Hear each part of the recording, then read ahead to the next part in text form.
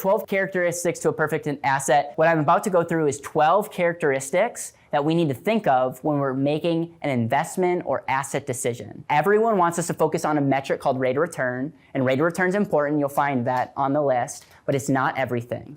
So here are the 12. Number one, safety. How valuable is safety to you? Well, if you're retiring tomorrow, it's probably a little bit more valuable than someone that's just getting started. So safety, how important is that? Easily accessible. How liquid is my money? Competitive rate of return, how important is that for us? Leverageable.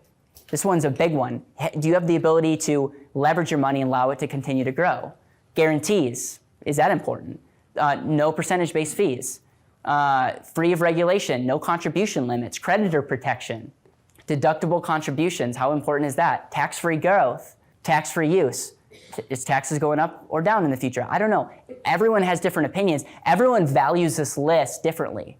It would not be smart for me to say, well, this is the most important, and this is, because then I'm saying, like, your life clearly doesn't matter. I'm just going to talk down to you. But I'm telling you, out of all the things that I could think of, this is a list, and depending on what your goals are, you should pick from the list and say, I really value easy access to money because I want control. But you could put these into two camps, control and compounding.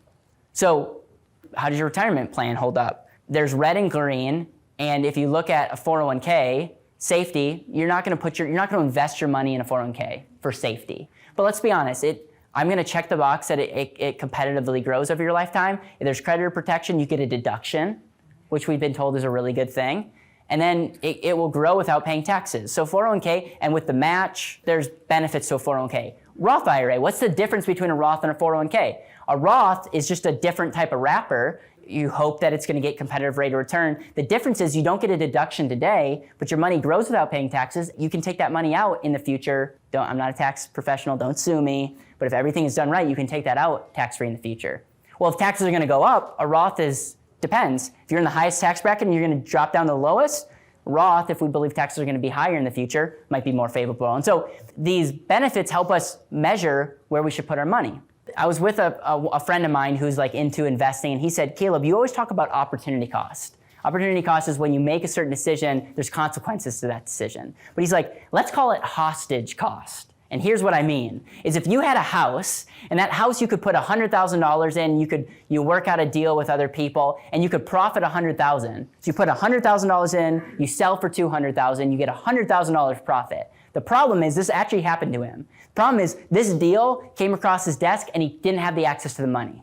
He had the money, but he couldn't access it because he would get penalized, and they wouldn't let him have it.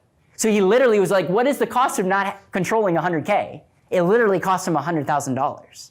This would be an example of loss of control. So then what's the solution? A savings account. A savings account is saying, okay, what we're going to do is we're going to forego competitive rate of return, but we value safety and liquidity of our money. And yes, there's guarantees, and we're not really getting fees, potential of where you put your money. And we can put as much money in, but we're not getting any tax benefits.